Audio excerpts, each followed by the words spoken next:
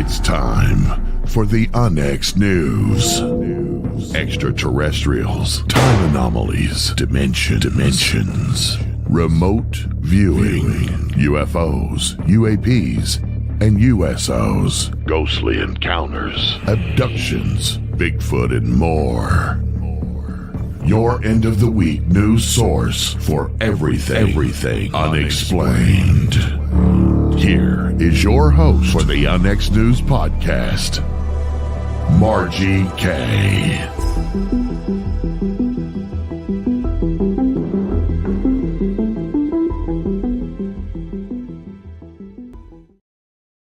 Good evening and welcome everyone to Onyx News. I'm your host, Margie Kay.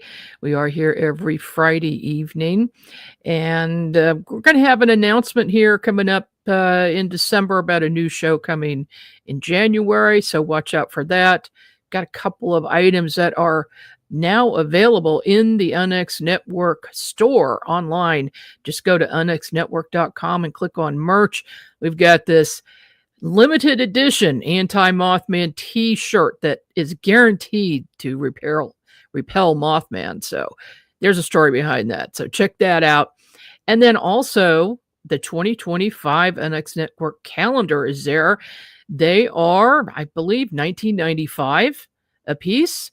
And there are 13 months in this calendar. They would make great holiday gifts. So also check that out on our website. Tonight, the topic is alien abductions. And of course, this is a hotly contested subject for those who have experienced it. It is something that has changed their lives completely. They have a whole new view of the universe around them and reality.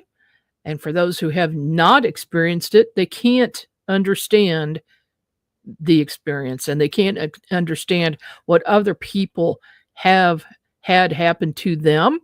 And so in some cases, people can be very narrow-minded about it. But for those who have had an abduction or a contact experience, it's very real. And there are a lot of people in the world that have had this experience.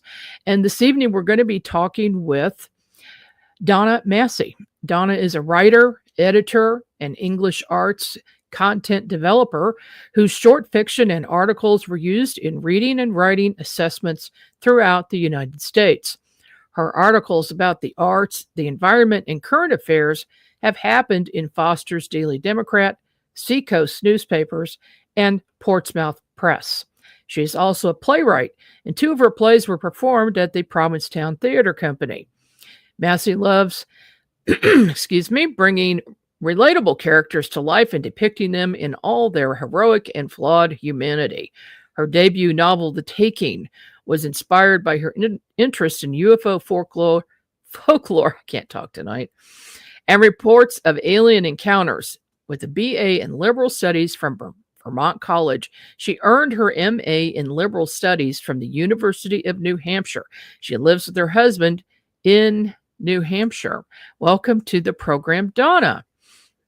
Thanks for having me, Margie. It's great to be here. I'm so sorry I messed up your bio there. I am rather tongue-tied and about to lose my voice. So I lose my voice during the program, you just take over, okay? Okay. All right. Well, your publicist sent me your book information, and I find it extremely interesting. I can't wait to read the book. And of course, that will be forthcoming pretty soon. Of course, we're talking tonight about this novel. So, Dona, what inspired you to write this? Mm-hmm.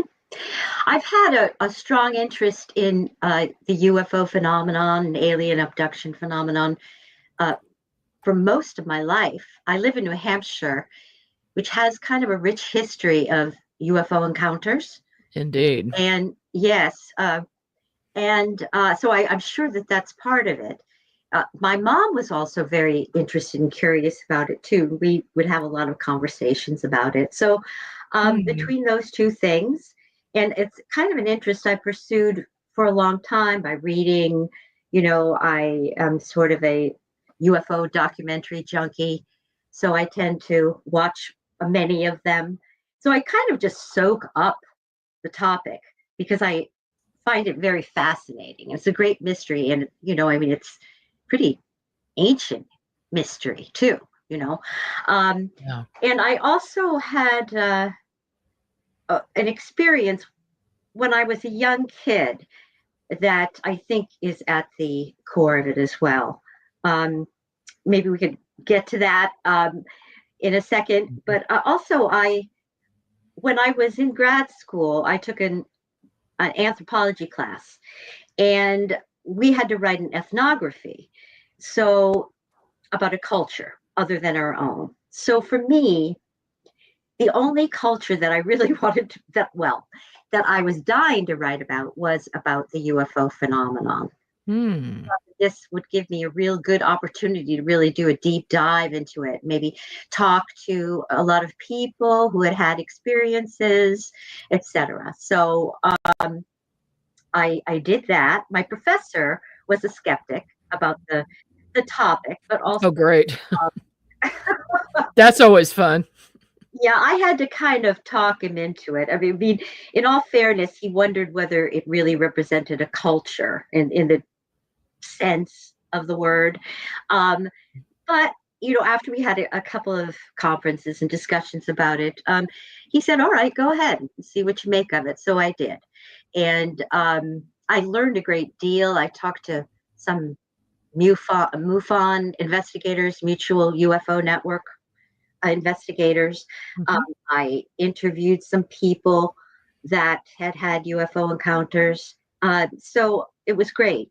And then on top of that, I think, I can't remember whether it was before or during, but I read a book by John Mack, the psychiatrist from Harvard. Are you familiar with him?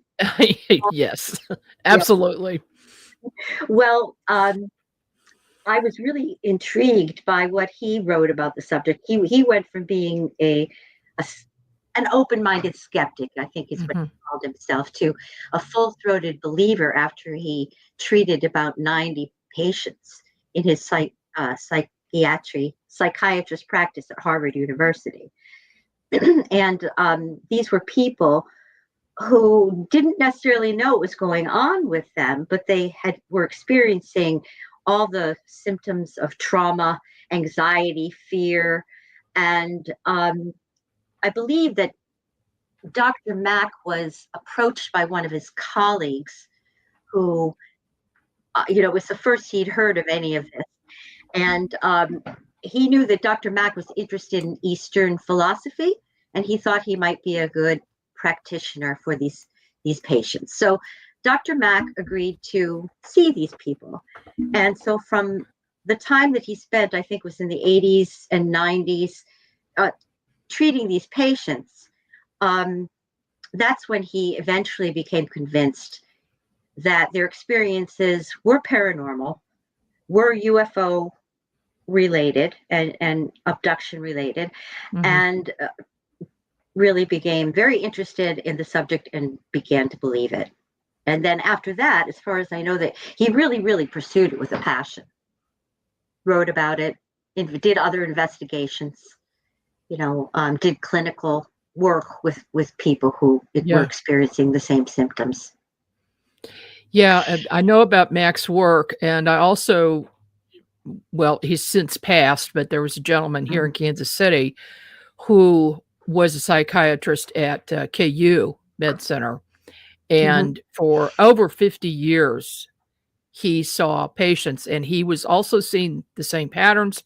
He would do hypnosis, in order to determine the cause of PTSD, and, yeah, many of them were abductees, and in in most cases, it turned out that eventually the people came to the conclusion that they, uh, were actually being helped by the ETs. They would have instant healing or something like that, and so across the board, though, we've pretty much found that to be the case. What are your thoughts on that? After abductees have had the experience for years, what is their final analysis of it?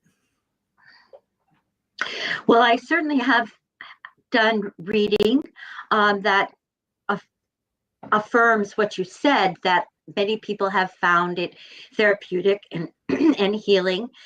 And I think that they also gained a broader perspective than they ever had about our connection to the universe, and the existence of other realities other than the one that we are immersed in our daily lives. And that some of them definitely felt that it was beneficial to them. I also have heard, and maybe these are from people who haven't really worked it all through yet, maybe with a professional, or are still in the trauma stage. Some are very, very fearful and don't know what's going on, and don't know what's going to happen to them. And they interpret it as being a very negative experience. So from Yeah. my reading and talking to people, it seems like a mixed bag of reactions. Maybe some of it depends on, how long it's been happening, how much thought, how much help they've had with it, and factors such as that. Mhm. Do you find that their family support is key in dealing with this? I think so. Yes, and I also think it has to be key to it, because if you don't have the support of people near you, it's a difficult thing, I would imagine, to have to cope with all on your own. No one to talk Mhm. to about it. Maybe nobody who believes you, and that must make you feel very isolated and all the more fearful and alone with what's happening to you. In your research, have you found any correlation with family members or perhaps DNA involvement? Is this something that follows the family lines? Yes, I certainly have read that. And I did have a lengthy conversation with a UFO researcher who told me firsthand that it goes on in her family, and that she herself has been an experiencer. And she Mhm. also spoke about, in her research, meeting with many people who it turns out have it involves other members of their family, and sometimes going back, a few generations. Yeah, I've found the same thing. I've been a researcher for 40 years on the Mhm. subject, having my own involvement, and then became interested in it. And I've also found that people who get involved in research and investigating the UFO subject, most of them are experiencers at some level or another. It, the people that you've talked to, have they indicated that as well? Um, yes, yeah, most definitely, I would agree with that. It's a big part of it. Yeah, it's you get something happens to you, you get interested in the subject, and you want to find more. So that Yeah. leads me to my next question. Have you had any contact experiences yourself? Well, to be honest with you, I can't say for sure. Um, I have a memory of something that possibly happened when I was about 7 years old. And the reason that I say that I can't prove it is because I have no evidence of it other than the memory that I have. Although when later on, when I learned more about the details, or the that are seem so common in a lot of UFO encounters, it does have some of those components to it. But Mhm. I was in second grade, just briefly. It was at recess, and I have a memory of being kind of like, I think I was sitting on a swing or a bench or something like that, and I looked up and I saw a cylinder shaped object, and the two ends of it were, there were clouds on either end, and it seemed to me that the points of it were sort of hidden behind the two clouds. And when I looked up at it, I said to myself, well, that looks like an airplane, but doesn't have any wings. And I was just kind of mesmerized. And the whole thing seemed to happen like, in a split second. But then I looked down and I looked up, and it was as if, of course, when I was that age, I didn't know what was going on. But when I look back on it, it was almost like what ufologists describe as missing time. Because when I looked back up on it, I remember that there was this feeling like, sort of like amnesia, or when you faint and you don't know what's happened in between. Like there's some component between when you faint and then you are conscious again. It's not like sleeping, you just are out cold and you have no recollection of anything happening. Wow. So at that point, when I looked back up at it and I had this sense of missing time, I was absolutely filled with fear. I was so petrified that I just took off running back to school, and I just ran into the school. But what was odd about it was that there was nobody else out in the playground by then. There were no kids. I was all alone. Oh. So I ran into this classroom, and I remember, I was thinking to myself, oh my gosh, the teacher's going to be mad at me because I'm late for class. But the odd part was that when I walked in the room, the teacher didn't react, and neither did any of the kids. And I just walked to my desk and sat down. And it seems to me that the second that I sat down, the memory disappeared entirely. Oh. And but this was a memory that I had that I would forget, and then I'd remember, and then I'd forget, and I'd remember. But when I did forget, it was almost like it was completely washed away. Like it wasn't even in my, perhaps it was in my unconscious mind, but it was like it never existed at all. And this kept happening for a long time until one point it just stuck in my memory for good. So it was so long ago that it's hard to say, whether it was a dream, whether it was something I imagined, or whether it was a real experience. Now, sometimes, just for the heck of it, I'll test myself and I'll start thinking about it. And I'll say, no, that didn't happen. And I kind of get this thing in my head and I'm like, well, I don't know, don't be so sure that it didn't happen. But then when I say it did happen, it's like, yeah, it did happen. It's like without thinking about it, I seem to think that it happened. Plus, I feel very anxious whenever I dwell on it for very long. It's like I get very anxious feeling. So that's really the only experience that I personally have had. It could have been subconsciously a reason why I began to become interested in it eventually. Obviously. Yeah, I would say, yeah, that's pretty so obvious. Do you think it really happened, Margie? Well, while you were speaking, Donna, I was remote viewing that event. Yeah. Yes, it happened. It happened. Very I saw what you saw. Yeah. Okay. So going through life, you say now you I'm forget. Getting anxious all over again. That's yeah, that's the PTSD coming up. Yeah, but it's also a little confirmation that happened. Of course, you could always get regressed by a good hypnotherapist to dig in further. Maybe someone that practices QHHT to go very deep. And if you wanted to have full recall, obviously they didn't hurt you because you're still here. So that wasn't their agenda. There wasn't their agenda to kidnap you and take you away. Something else, maybe observation, something simple like that. But as you're going through life and then you would suddenly remember it, was something triggering that memory? Did you see something or hear something that would, maybe watching a TV show or a movie that would trigger that?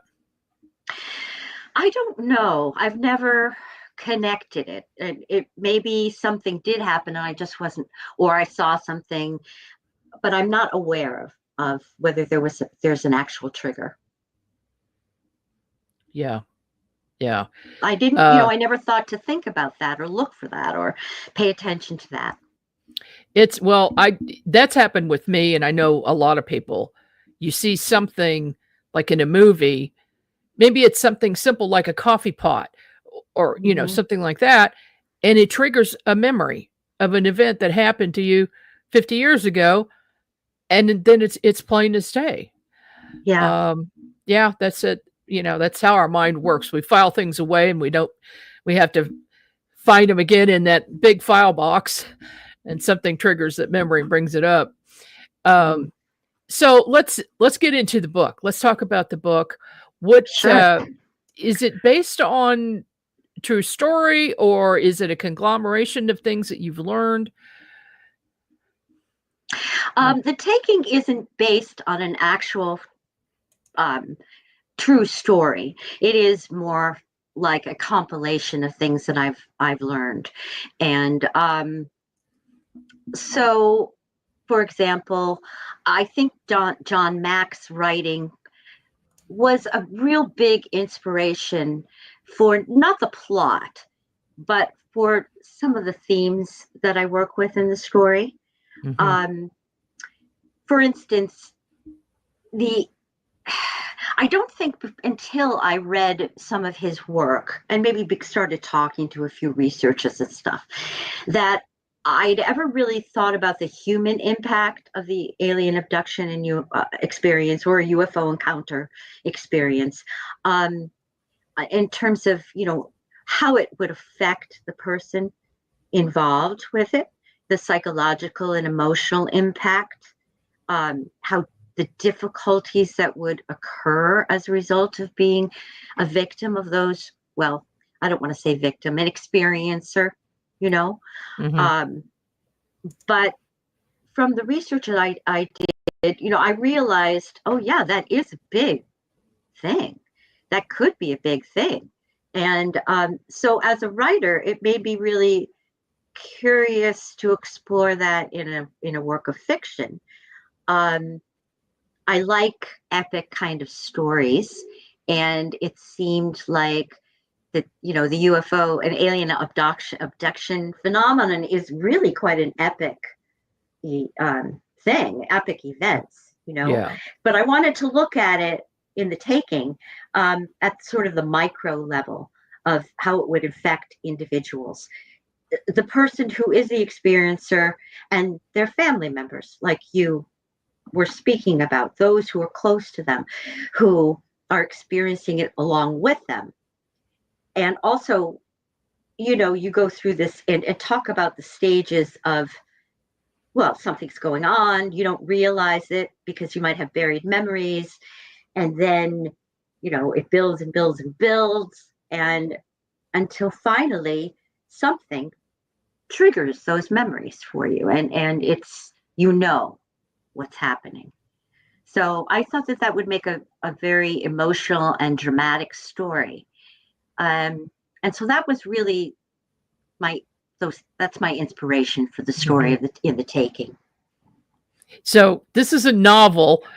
How many Hmm. pages are we talking, Donna? Oh, it's not very long. I mean, it's 264 pages. Uh, It's okay. a fairly short book. Well, yeah, that's about average. So that's good. That's good that it's not a 600-page novel. Right. Yeah. Right. Right. It wouldn't take you a year to go to read it. No, it wouldn't. Okay, well, we are up on a short break, and we'll be back right after these messages. The Onyx Network presents a health and wellness spiritually based brand of hemp-derived CBD products made by Hopewell Farm in Harrogate, Tennessee. We apply our Kathara energy work with all of our plants and products. Our products made in small batches with only 2 ingredients of pure hemp, full spectrum crude oil, and coconut-derived MCT oil. Third-party lab tested for potency and legal THC sea levels with 6 strengths of 1 ounce oil to choose from. Know what you're buying and get what you pay for from Hopewell Farm. Applied directly to a specific area, Hopewell Farm topical salve in 1 ounce and ½ ounce sizes, made with pure hemp crude oil, comfrey extract, and all natural ingredients. Find the Hopewell Farm link and coupon code on the Unnext Network website at unnextnetwork.com. That's unnextnetwork.com. While most near-death experiencers return to this plane of existence with alluring tales of their time spent in the presence of the divine, what happens when one crosses the veil into the afterlife, into the void? In the new book, Dying to Meet Them, Mindy Toutfest describes her journey to the afterlife after a devastating aneurysm, how a strange turn of events would lead her to spiritual growth, divine healing, UFO experiences, and a greater understanding of the universe. Get your copy of Dying to Meet Them today at Amazon.com or visit unxmedia.com for more information on this book and more amazing selections from Unx Media Publishing at unxmedia.com. Debbie Ziegelmeyer is an experienced diver, dive trainer, and UFO investigator who has researched sites around the world that have water-related UFO activity.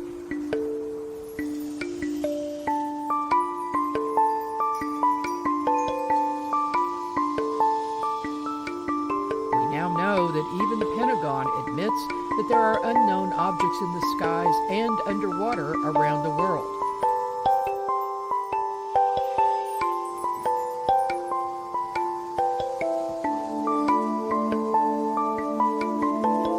Debbie compiled an amazing book to catalog many of these sightings. The Alien Colonization of Earth's Waterways, a reference guide to UFO, USO, water-related activity, has received rave reviews by UFO researchers and the public. The book is available at Amazon.com. And we're back with Dona Massi. We're talking about her novel, and it's called The Taking.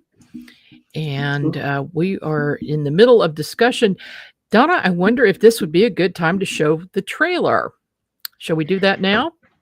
Sure. Okay. Let's see. All I had to do is add to stage.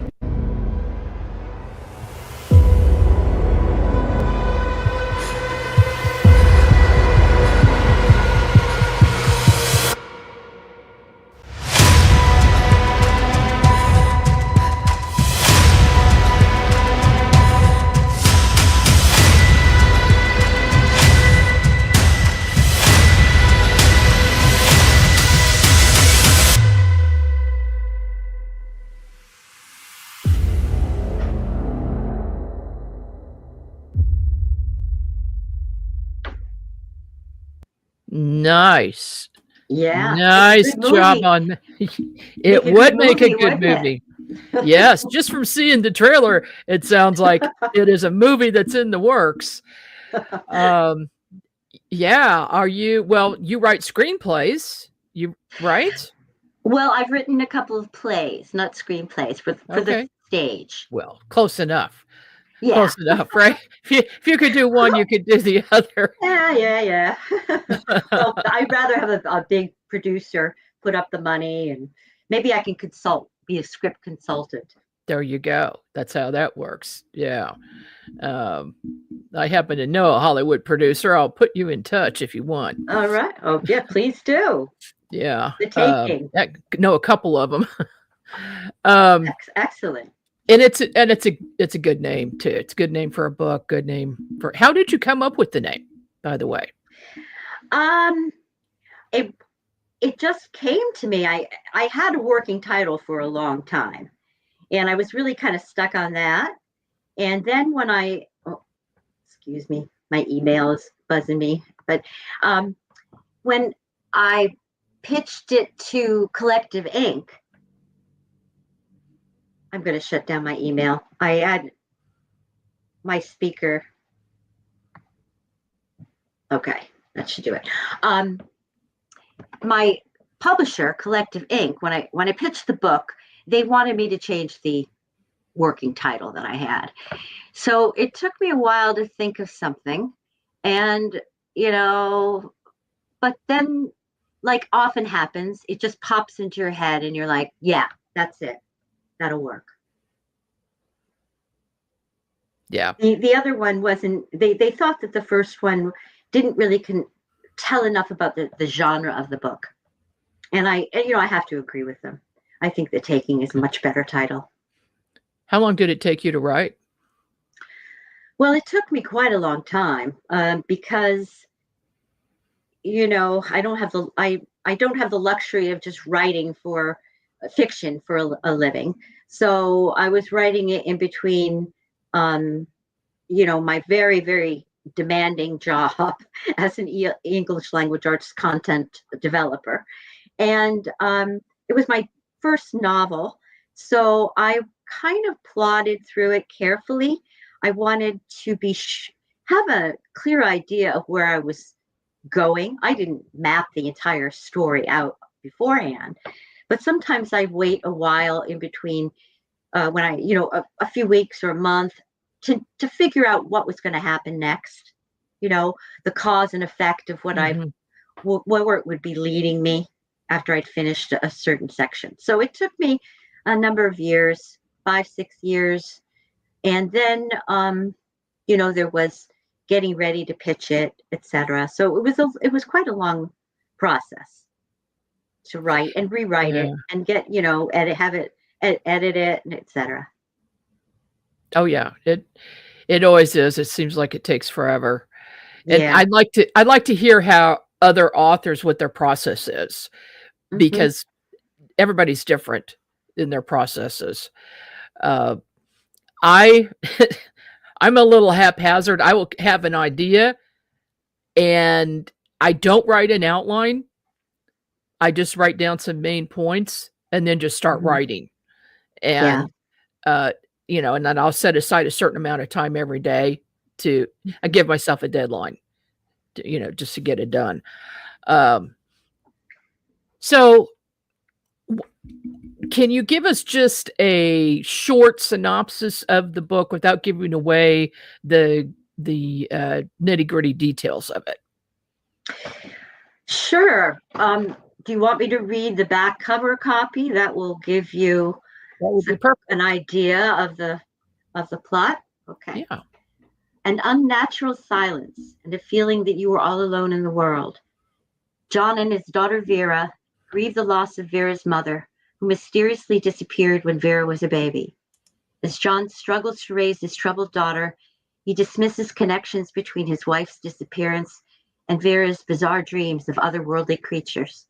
But when he finds Vera unconscious, lying in a ring of scorched trees, he begins to believe that a mysterious outside force is controlling her fate and his. So that's the pretty good synopsis of the story. That's enough to grab you to get you in. Yes. Yeah, and it deals with not only is The Taking a suspenseful story about a great mystery, being the UFO phenomenon, alien abduction phenomenon, but it also is about relationships between the characters, family relationships, friends, lovers, and what, as well as exploring, what it's like to confront the unknown. Yeah, because for experiencers who have contact experience, that is a part of their life. That's a part of their world. And their family support is very important. Their family understanding it is important. And in some cases, the family is also involved, but they don't want to admit it. They're too afraid to deal with it. They put a block up. And so that just makes it more difficult for the person that's dealing with it, that is aware and awake. Yes, and I think maybe there's a component on the part of family members. Well, maybe they don't want to face it because even if they believe it. They won't allow themselves to admit it because it's so beyond their control too. And to think that you have no control over helping someone that you, or stopping an experience that is very fearful and frightening to somebody that you love, you feel a sense of helplessness too, I would imagine. In your research and in talking with people, what are some of the most dramatic experiences that people have had? Well, I could talk about, a very famous story about UFOs. I could, that definitely is an interesting and dramatic experience. Among my acquaintances, I've heard some very dramatic stories from someone I know. He doesn't think that he was a UFO, an alien abductee, but he's had maybe 5, 6 strange sightings over the course of his life. And that have really, for lack of a better word, freaked him out. And so he feels for some reason like they're always that they can appear to him at any moment. I knew somebody who has an acquaintance who said that he was an alien abductee, and I've spoken with this person too, and his stories are very wild. And I saw him once, I think it was the day after he thought that he had an encounter.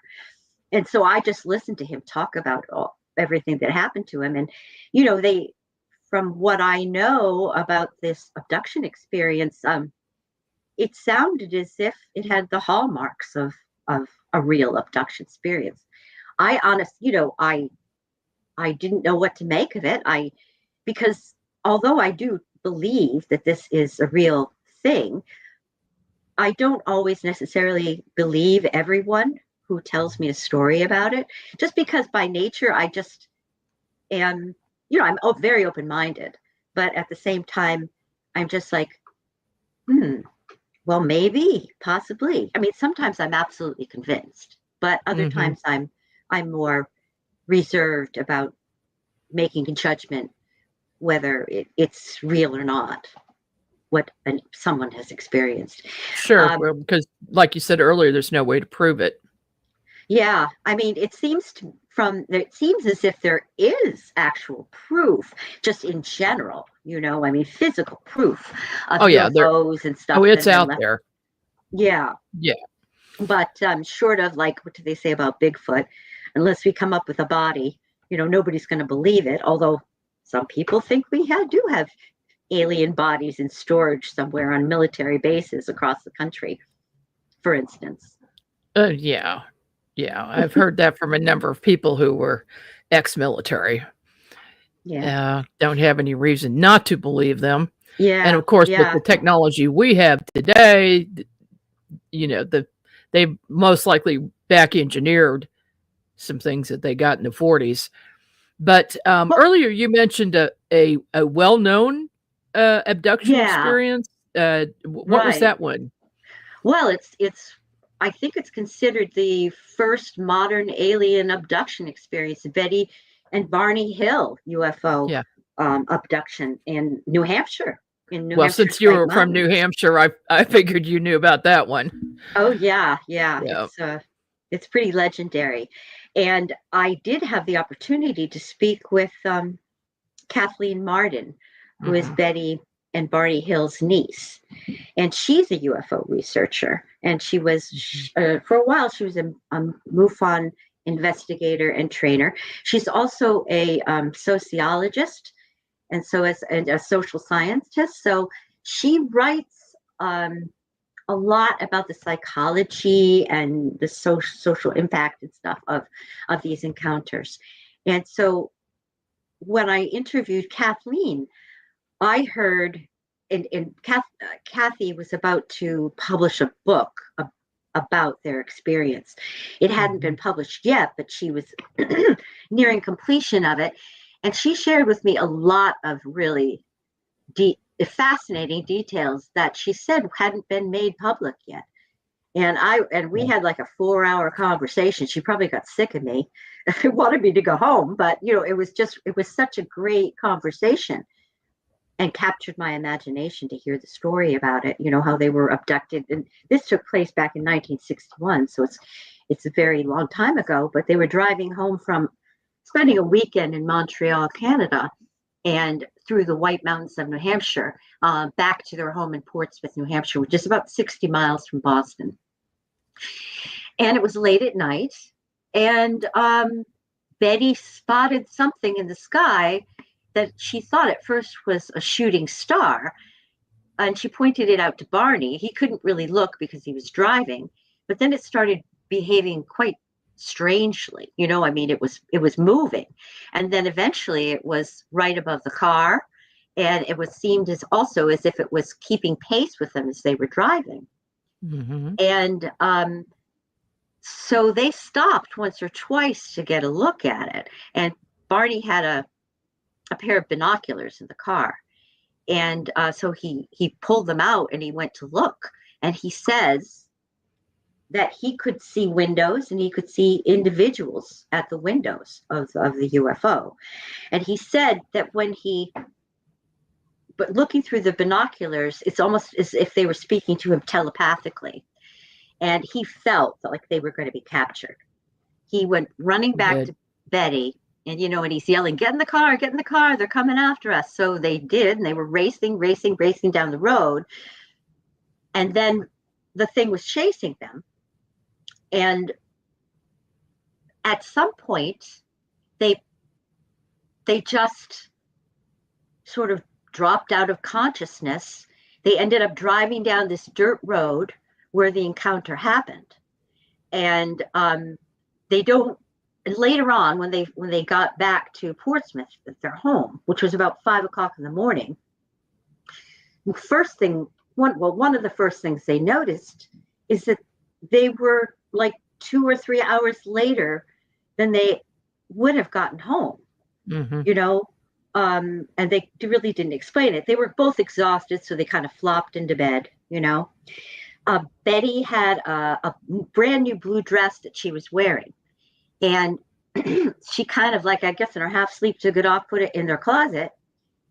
Well, later on, she noticed that the dress was completely torn up and damaged. The zipper was broken. It had some kind of like a powdery substance all over it, which she could not explain. Barney's shoes were scuffed. He didn't know how that had happened. The next day, when they went out to the trunk of their car, I guess to get their suitcases out, there were spots on the trunk. And for some reason or another, Betty she called her sister, and she told her sister about this and these weird things. Well, her sister told her to get a compass and see how that acted over the spots. So she did, and the compass just went wild. So they ended up a few days later or something calling Pease Air Force Base, which doesn't exist now, but at the time it was nearby their house. And the Air Force sent out an investigator to talk to them. And he checked the spots on their car, and it turned out that they were radioactive spots. And of course, nobody knew how they got there. But, that really is an amazing story. And there's a movie about it that was created. And, I've just been really quite fascinated by it. I've never met Betty Hill, but I've seen her. One time, my husband and I were eating at a restaurant, and Betty was there too, eating. And I guess I should have gone up and introduced myself, but I didn't want to intrude on her. But my husband knew her from a business where he was working at the time, and she was a client. So he said, "That's Betty Hill." I'm like, "Really? Wow," But Kathleen, her niece, says had told me, and she's since come public about it, that there are experiences that have occurred in her family, not only with Betty, but with other members of the family. And herself as well. She's just came out with another book. I know Kathy, and she's quite remarkable and an excellent writer. She Yeah. really goes into detail explaining everything that was discovered, and it's extremely well documented case. Now, not Mhm. every case is that well documented, and not everybody has regression or has regression tape recorded. Um, what would you suggest to people who are abductees as far as collecting evidence? Mhm. Well, I think that they should probably call on an investigator, to help them sort it out, to go out. And I mean, I think it's hard to really find evidence on your own, physical proof of your experience. Um, but if you have an expert come out and investigate it, like it's a crime scene, for Mhm, example, and mhm. do measurements and take soil samples and what all the things that they would do to try to verify that this was a real physical event. So that's like, I guess, with a part of like an a UFO landing. Um, when it comes to an encounter, I think that it might help you to talk to an expert who works with people either through regression or hypnosis, to try to get to the bottom of it. Find out maybe details from them about what other people say has happened to them during an alien abduction. Um, so I think you really should just seek out all of the expert advice and information that you can. I would imagine it's probably pretty hard to sort it all out by yourself, especially if you don't Mhm. know anything about the subject and you don't have any resources that you know of right away, to call upon immediately. Well, there are resources out there, and filing the case with MUFON would be my first suggestion, Mm, because MUFON will investigate. Not yeah. every organization that takes reports investigates anything, and they also have a list of resources for people who are experiencers. Hmm. That they're not official MUFON uh, connections, but they're suggestions. So Yeah. yeah, Recommendation. and then there are groups. There are ET support groups or ET Hmm. experiencer support groups. We've Yeah. got one in Kansas City. There's a new one in Nebraska.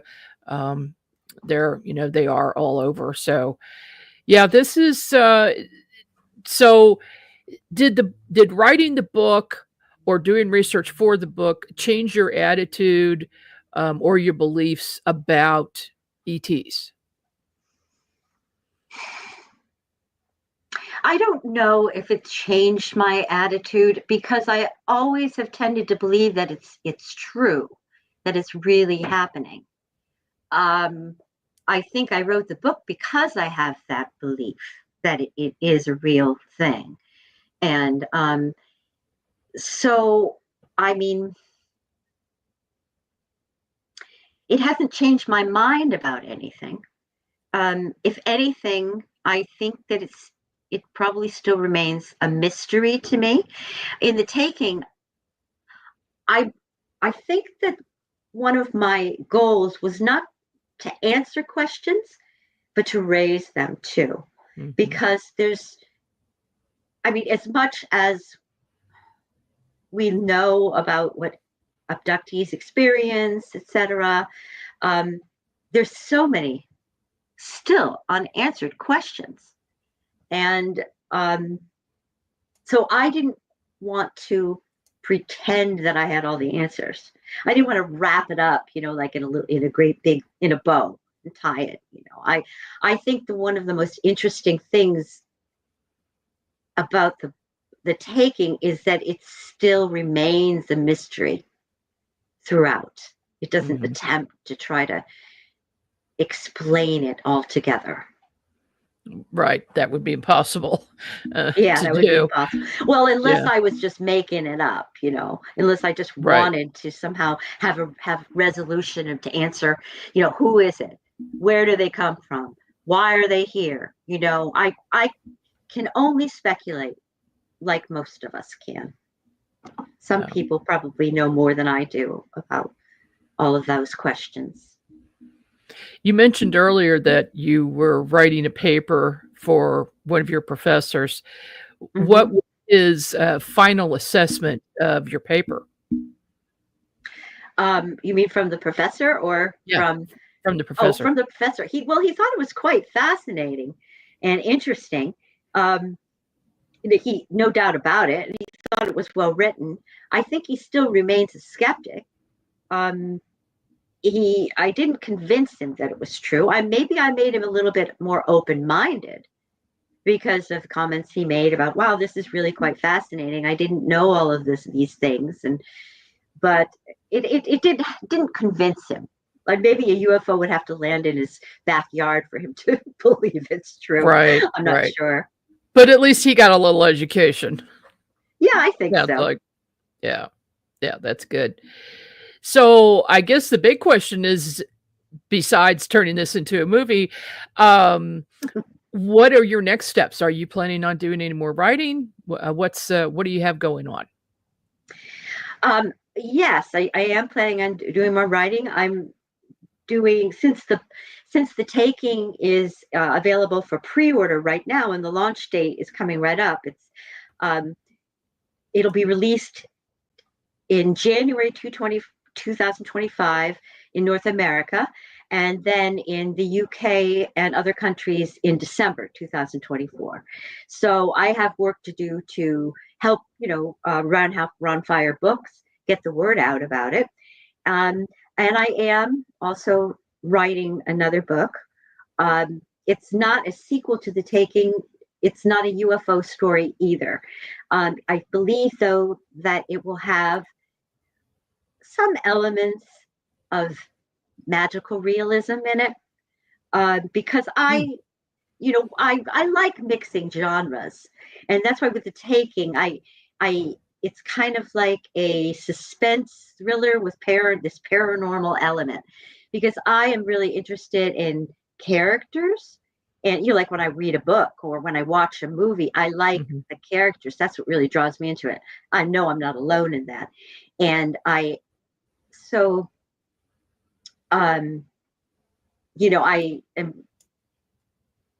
could write a sequel about The Taking, and I may, because I think that there is the story can continue.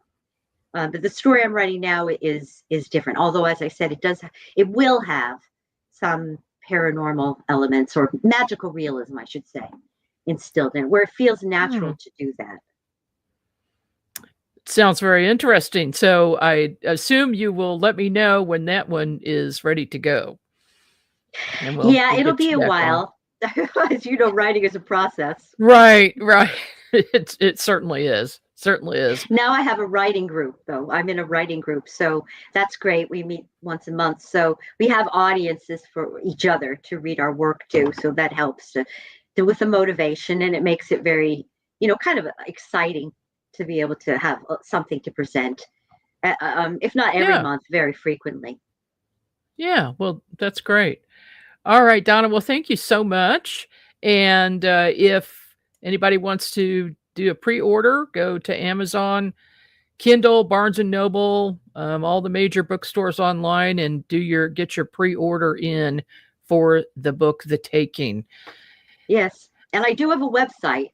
It's Dona Massi, DONAMASI.com. And that, if you go to my website, there's a button where you can pre-order the Taking as well. Okay, DonaMassi.com. Thank you so much, Donna. Well, thank you, Margie. It's been a pleasure, and I'm really happy, and I hope people will support me. I ask humbly by purchasing the book. I think they'll enjoy it. All right, I'm sure they will. I'm looking forward to it. Thank you so much. Take care. Bye-bye. Okay, bye-bye. That was Dona Massi, and of course, talking about her new book coming up, The Taking. You've got pre-order now, and then it will come out in January 2025. So looking forward to that. I'm generally not a fiction person, but this book sounds very interesting, and I'm sure that it's been based on the general experience that people have had with abductions, and there are a lot. So that's it for today, and I'll see you here again next week, right here on the UNX Network every Friday at 6 p.m.